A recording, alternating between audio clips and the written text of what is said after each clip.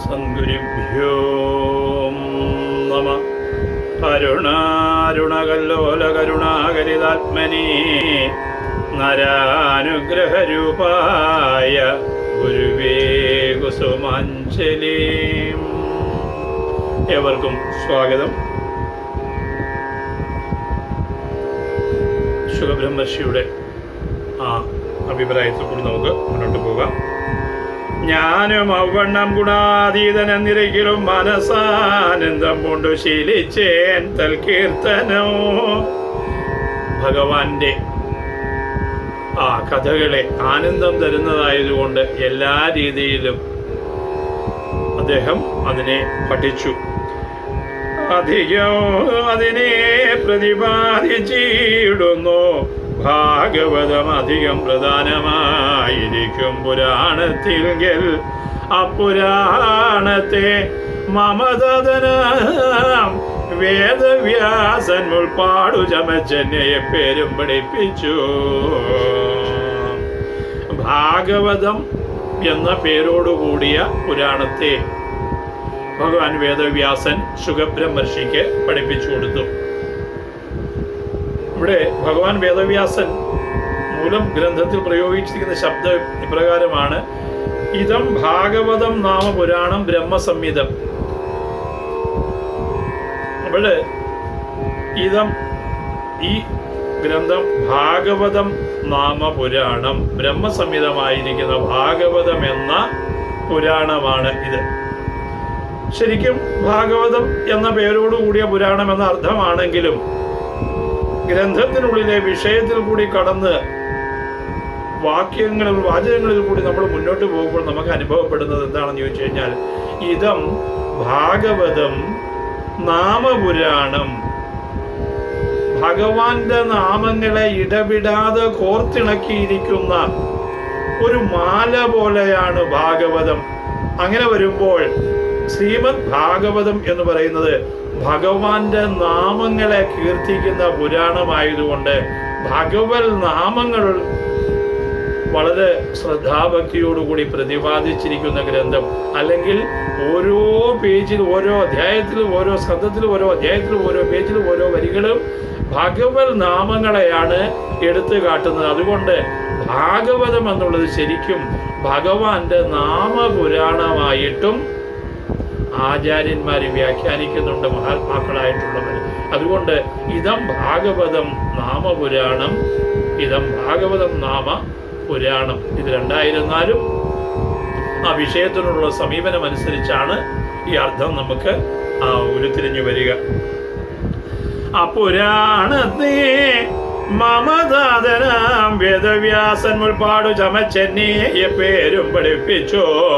തൽ പ്രബന്ധത്തെ വിഷ്ണുരാധനം നിനക്കു ഞാൻ ഉൾപൂവിൽ അത്യാനന്ദ സിദ്ധിതോ ചൊല്ലാമല്ലോ.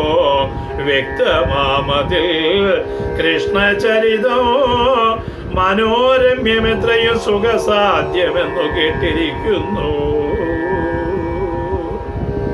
ആ ഭാഗവതത്തെ, അല്ലയോ പരീക്ഷിത ചക്രവർത്തി, അങ്ങേക്ക് ഞാൻ പറഞ്ഞു തരാം. ഏറ്റവും ആനന്ദം, ഉൾപ്പൂവിൽ അത്യാനന്ദത്തെ സിദ്ധിക്കുന്നതാണ്, സാധ്യമായി വരുന്നത്, ആനന്ദം സാധ്യമാകുന്നതാണ്, മനസ്സിനെ ഈശ്വരനോട് രമിപ്പിക്കുന്നതാണ് മനോരമ്യം. ഭാഗവത കഥകൾ, ഭാഗവത മഹാത്മ്യം മനുഷ്യ മനസ്സിനെ ഈശ്വരനോട് രമിപ്പിക്കും എന്ന് മാത്രമല്ല, എത്രയോ സുഖസാധ്യമെന്നു കേട്ടിരിക്കുന്നു. സുഖം സാധ്യമാകുന്നത് ഭഗവത് കഥകളുടെ വിചിന്തനം കൊണ്ടാണ്. സുഖം എന്ന് പറഞ്ഞു കഴിഞ്ഞാൽ ആത്മസുഖവുമാകാം, മനസ്സിന്റെ സുഖവുമാകാം. ഇത് രണ്ടും ഭഗവത് കീർത്തനം കൊണ്ട് ലഭിക്കും. ആത്മാനന്ദമാണല്ലോ ആത്മാവിന് സുഖത്തെ തരുന്നത്. ശരീര സുഖത്തെയും തരാൻ സാധിക്കും. എപ്രകാരമാണെന്ന് ചോദിച്ചു കഴിഞ്ഞാൽ, ശരീരത്തിന് സുഖം തരാൻ ചികിത്സാ സമ്പ്രദായങ്ങളുണ്ട് ഇവിടെ. അലോപ്പതി, ഹോമിയോപ്പതി, ആയുർവേദം, ഇങ്ങനെ പല രീതികൾ. പക്ഷെങ്കിൽ എവിടെ ആയുർവേദവും അലോപ്പതിയും ഹോമിയോപ്പതിയും ഫലിക്കാതെ പോകുന്നിടത്ത് നാമപ്പതി എന്നൊന്നുണ്ട്. അത് തീർച്ചയായിട്ടും ഫലിക്കും. ഡോക്ടർമാർ മരുന്ന് തരുമ്പോഴും പറയുന്നത് നിങ്ങൾ ദൈവത്തിനെ വിളിക്കുമെന്ന്. അറിയാതെ ആണെങ്കിലും ഡോക്ടർമാർ പലരും പറഞ്ഞു പോകുന്നുണ്ട്. കാരണം ഈ നാമപ്പതി കാരണം മരുന്നും വൈദ്യനും വിഷജം വേഷ ഇത് രണ്ടും പറയാറുണ്ട്. ഇത് രണ്ടും ഈശ്വരൻ തന്നെയാണ്. വേഷജം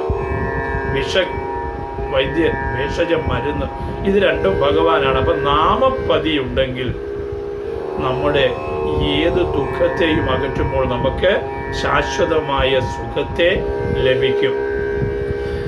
എത്രയോ തച്ചരിതാനന്ദ പീയൂഷപാനത്തെ കൊണ്ട് തൽകൃത ദ്വന്ദ്വം വിട്ടു മുക്തനായി വരും ജീവൻ ദ്വന്ദ്വങ്ങളെ വിട്ട് മുക്തനായി വരും. ജനന മരണങ്ങൾ എന്ന പ്രക്രിയയെ അതിജീവിച്ചുകൊണ്ട് എപ്പോഴും ജീവൻ സായുജ്യത്തെ പ്രാപിക്കാൻ ഈ ഭഗവന്റെ ഈ കഥ അതിന്റെ ചിന്തനം മതി. ബുദ്ധി കൊണ്ടായാലും കർമ്മങ്ങളെ കൊണ്ടായിരുന്നാലും മനസ്സുകൊണ്ടായിരുന്നാലും ഈ ചിന്തനമുണ്ടെങ്കിൽ അത് നമുക്ക് സുഖത്തെ തരും. വിസ്തരിച്ചതുക്കേ ചൊല്ലി കേൾപ്പതിനില്ലേ ഇല്ല, ഏതും കാല വിസ്താരം മതിയല്ല എന്നുൾത്താരിൽ ശങ്കിക്കേണ്ട. കട്വാങ്കൻ എന്നുള്ളോരോ രാജർഷി ശ്രേഷ്ഠൻ പണ്ടുതിഷ്ഠതയാലേ ദൈവാനുഗ്രഹബലവശാൽ പൃഥ്വിയിലിനി ജീവിച്ചിത്ര നാളിരിപ്പു തന്നുൾത്താരിലറിഞ്ഞ് സംക്രാന്തി മാത്രത്താലപ്പോൾ മറ്റുള്ള സകല സംഘങ്ങളെ നിവർത്തിച്ചു മുറ്റിയിടും. ഭഗവത് ഭക്തി ആനന്ദരീത്യാദൂർണം മുക്തനായി പുരുഷാർത്ഥം സാധിച്ചാൽ അലസാദേ. പരീക്ഷത്തിന് ഇനിയും 7 ദിവസത്തെ ആയുസ്സേ ഉള്ളൂ. ഭഗവത് കഥ കേൾക്കാനുള്ള സമയമില്ല എന്നുള്ള ചിന്തയുണ്ടെങ്കിൽ അതിനെ ദൂരീകരിക്കുകയാണ് ഭഗവാൻ ശ്രീ ശുകബ്രഹ്മർഷി പറയാണ്. അല്ലയോ പരീക്ഷത്തെ, അങ്ങേക്ക് 7 ദിവസം ഉണ്ടല്ലോ ഭഗവത് കഥകളെ കേൾക്കാൻ. ഖഡ്വാങ്കൻ എന്നൊരു രാജർഷി ശ്രേഷ്ഠൻ പണ്ട് അദ്ദേഹം സൂര്യകുലത്തിൽ ജനിച്ച ഒരു ചക്രവർത്തിയാണ് ഖഡ്വാങ്കൻ. ദേവലോകത്ത് സംഘർഷമുണ്ടാകുമ്പോൾ, യുദ്ധമുണ്ടാകുമ്പോൾ അവിടെ എത്തി ദേവന്മാരെ സഹായിക്കുക എന്നുള്ളത് സൂര്യകുല ജാതന്മാരായിരുന്ന ചക്രവർത്തിമാരുടെ ഒരു ശീലമായിരുന്നു. അങ്ങനെ ഖഡ്വാങ്കനും സ്വർഗത്തെത്തി ദേവന്മാർക്ക് വേണ്ടി അസുരന്മാരോട് യുദ്ധം ചെയ്ത് അസുരപ്പടയൊക്കെ ഇല്ലായ്മ ചെയ്തു. അങ്ങനെ അനുഗ്രഹിച്ച് ദേവന്മാര് സന്തുഷ്ടരായിട്ട് അനുഗ്രഹം എന്ത് വരം വേണമെന്ന് ചോദിക്കൂ എന്ന് പറഞ്ഞു. അപ്പോൾ പറഞ്ഞു, എനിക്ക് പ്രത്യേകിച്ച് വരമൊന്നും വേണ്ട, എൻ്റെ ജീവിത അവധി എത്ര നാളുണ്ട് എന്നൊന്ന് അറിഞ്ഞാൽ കൊള്ളാം എന്ന് പറഞ്ഞു. ഒരു മുഹൂർത്തം മാത്രമേ ഉള്ളൂ എന്ന് പറഞ്ഞു, ഒരു സംക്രാന്തി മാത്രം. അപ്പം തന്നെ അദ്ദേഹം പെട്ടെന്ന് ഭൂമിയിൽ വന്ന് തപസ് അനുഷ്ഠിച്ച് ഈശ്വര സാക്ഷാത്കാരം വരുത്തി. അദ്ദേഹം സ്വർഗത്തിൽ നിന്നില്ല, കാരണം സ്വർഗം രജോ ഗുണത്തെ വർദ്ധിപ്പിക്കുന്നതായതുകൊണ്ട് അവിടുന്ന് അദ്ദേഹം ഭൂമിയിലെത്തി സാക്ഷാത്കാരം പ്രാപിച്ച കഥ ഖഡ്വാങ്കന്റെ. അത് പറഞ്ഞുകൊണ്ടാണ് മുന്നോട്ട് അദ്ദേഹം ആ കഥകളെ കൊണ്ടുപോകുന്നത്. അത് നമുക്ക് അടുത്ത ദിവസങ്ങളിൽ അവലോകനം ചെയ്യാം. സദ്ഗുരുഭ്യോ